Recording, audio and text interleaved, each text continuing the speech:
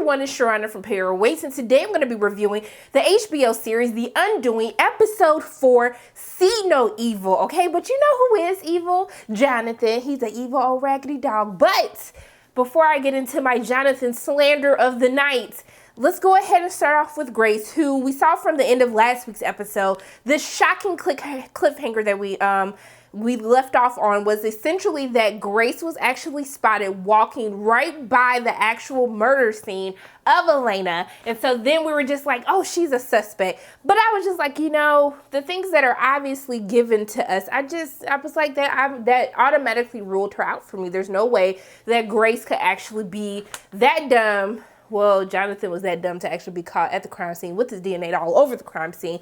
But for some reason, I still don't think he did it. And the same for Grace. I think that it would have been too easy for them to give that to us, that Grace is the one that we should be looking at. And so we see that this is quickly debunked in a conversation with her lawyer, Haley, who's going to be representing Jonathan, where they has this conversation. She's like, okay, so what were you doing literally outside of the crime scene of the area? What were you doing, Grace? She was like, oh, I was on one of my walks. And she was like, girl, a walk?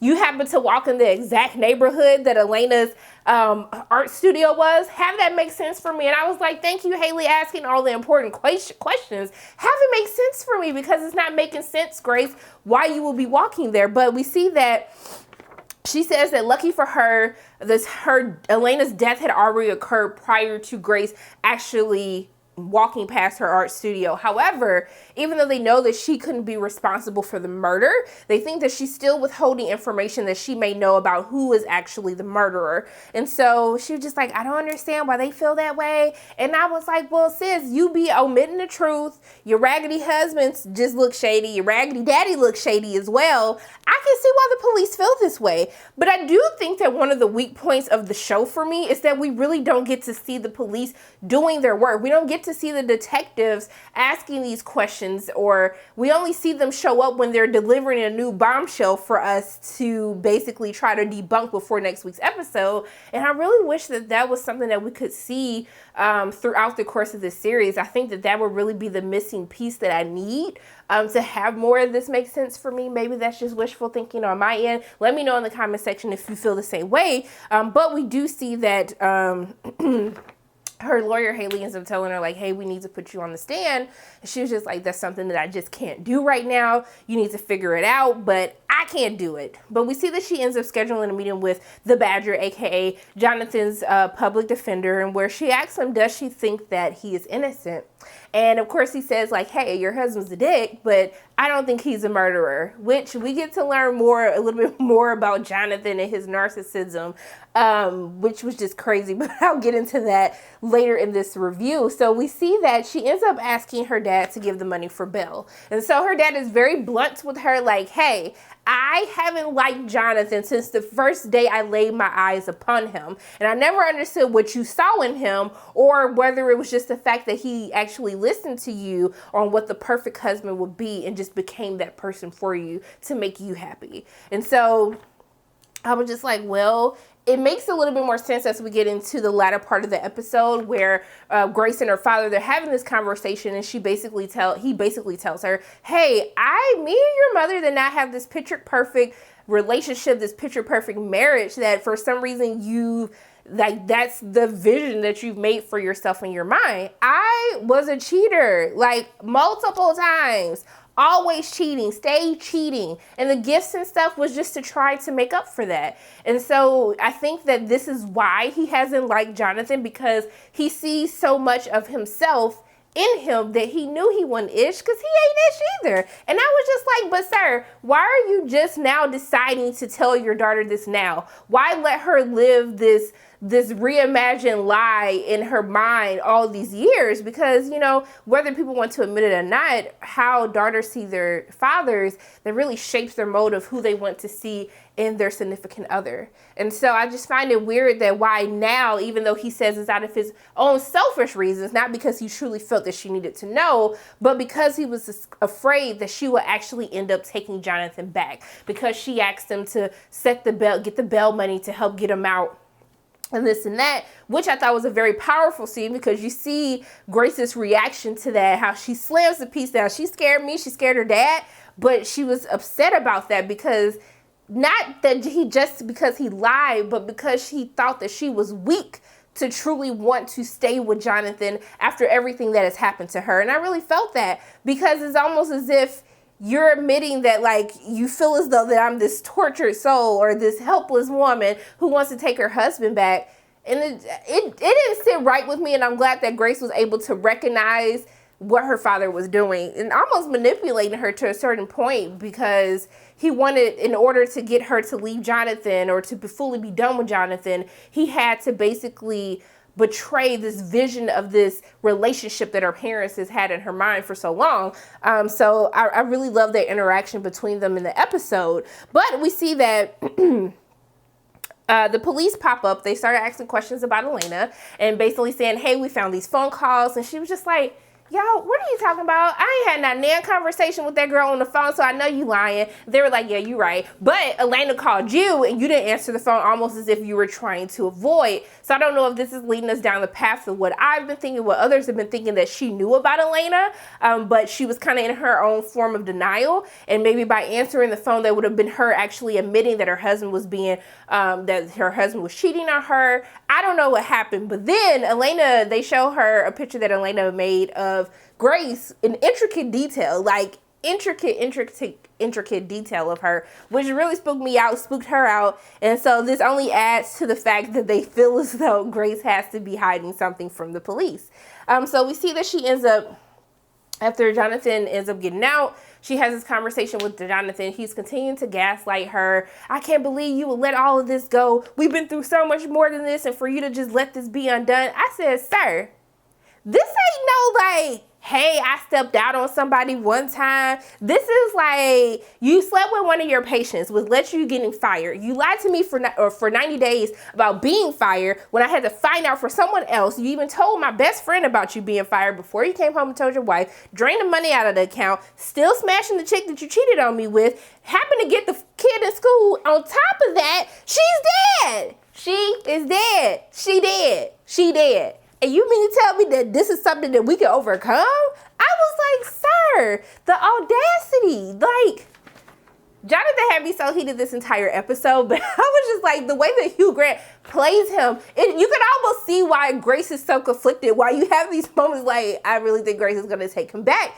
But there's really Hugh Grant selling this character of Jonathan, this charming man who even at his worst is still trying to keep his family together, still has this charming personality to make Grace want to embrace him, hold his hand, even though she tells him, I'm just playing the part to make sure that you won't end up in jail, to make sure you're there for our child, but we're done. But you can still see how he is able to bring her, just like she's under his spell, which is something that Haley ends up saying to him, that he has this Prince Charming exterior, which gets people to really believe him. But I don't know if Grace is going to be able to hold out. I personally think that she's going to get back with him, especially since I don't think that he had anything to do with it. But I guess we will have to find out. But we see that Grace is being followed by Elena's husband.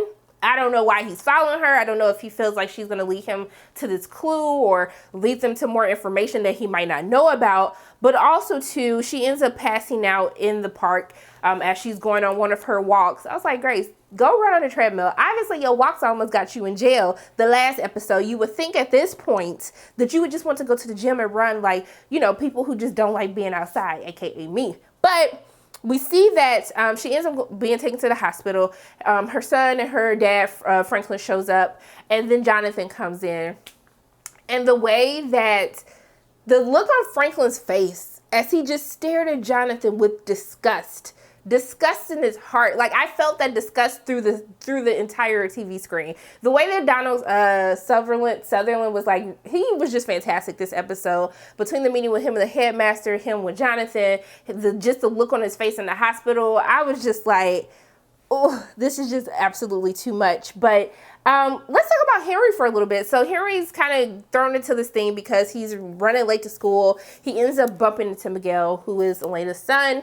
And he says, I'm sorry. He tries to shake his hand, and Miguel just staring at him like, I know you lying. And I was just like, sir, just walk away. Just say, I'm sorry, and just walk away. However, because of this interaction between the two, the school thinks that it would be better to have Henry homeschooled, which I was shocked that it took this long to even get to that point. But we see this meeting that Franklin has with the headmaster. He was just like, hey, baby, if you think that you didn't see me at my worst, you haven't seen it yet. You haven't seen me really get ugly. So let me know if you want me to go there, if you want me to ruin you, the school board, whoever I need to, honey, because I got the coins and I got the time, okay? And I have the heart of like ice to be able to pull this off. So jump stupid. If you feeling froggy, then go ahead and leap and call my bluff. I was just like, Franklin, you didn't have to come for him like that. But I was afraid for him. I'm still scared for the headmaster. I don't know what Franklin's gonna do. You know, he's one of their highest donors.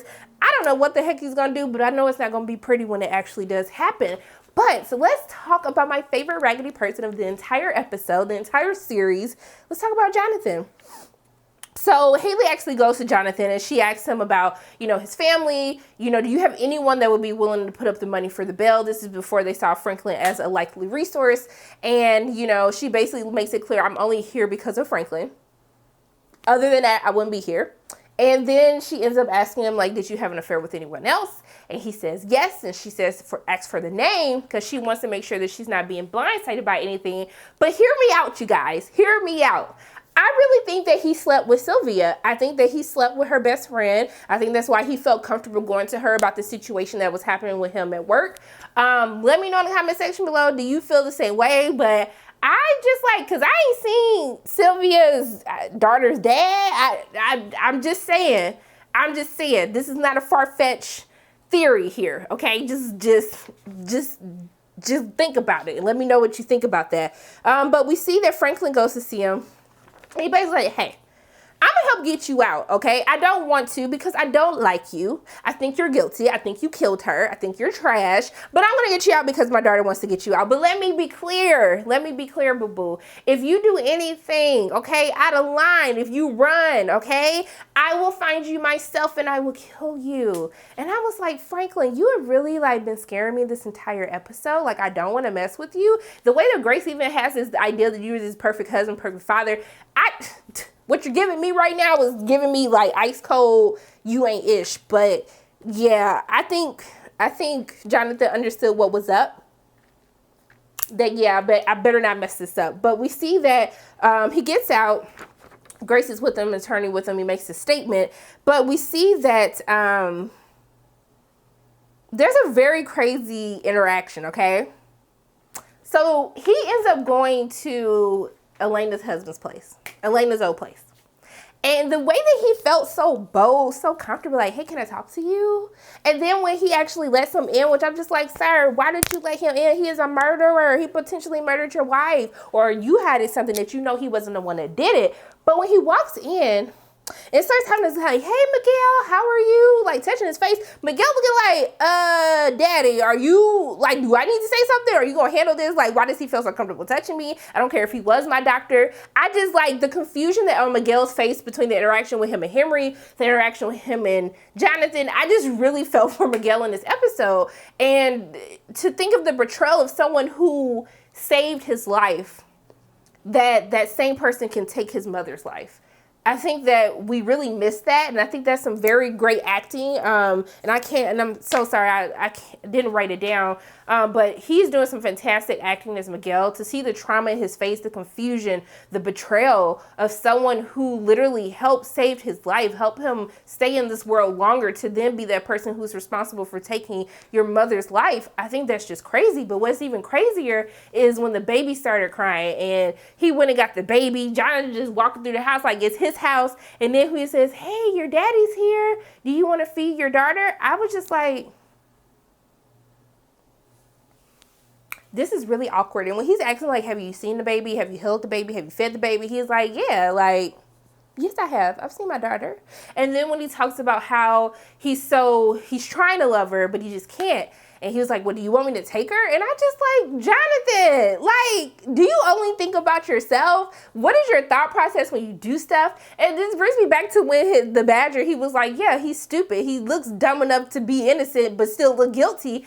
I was like, I get it now. And even Haley flipped the lid like, this is witness tampering. What are you doing? Are you trying to make me lose this case? And she was like, in your mind, you truly believe that you were going to be able to convince this man who has lost his wife, who has found out his wife was having an affair, found out that the doctor who saved his son's life betrayed him by sleeping with his wife and has a baby by his wife. You really felt that you were going to be able to change your mind. And that was so mind-blowing to me, that he truly is such a narcissist, that he does have this God complex that Dr. Stewart was saying, that you really feel as though comfortable going to this man's house, disrespecting him and his family, acting like everything is okay in order to really just prove your innocence. Even though he says like, hey, this is what desperation does, I was just like, wow, like the depths you will go. You have no shame, sir. But Haley finds a way to use this to her advantage. She wants to put him on TV. This is after he basically says like, hey, I didn't do this. So I'm not pleading. I'm not guilty. I'm not taking no plea because I know I didn't do it. So you got to figure this out, boo-boo. And so she puts him on jail. She puts him on TV. And Sylvia and her daughter and Jonathan's daughter, I'm just gonna say Jonathan's daughter too, with Franklin and Henry and Grace, they're watching this interview, and he was just like, you guys forget, like, I lost my love. I was like, hold up, he talking about how he lost his wife and his son? Like, what he talking about? But he was talking about how, like, he loves Elena. He lost his love. He lost the woman he loved. And I was just like, wow. But the shot of watching Grace at the same time of him saying that and seeing her reaction as she's holding her, like, that was just beautiful. I was just like, I felt all the emotion in that. I was just shocked. But even before I could even just trip off of that, she's like, well, so do you know who did it? And he was like, yeah, I think I know I do. What?